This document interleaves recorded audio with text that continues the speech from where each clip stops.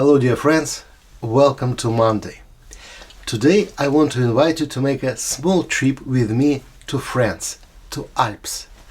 Honestly, in the end of the August 2024, I will be there with a workshop in Alps for sketching, for painting, using the sketchbook just for small drawings and for sure for the big complicated paintings as well.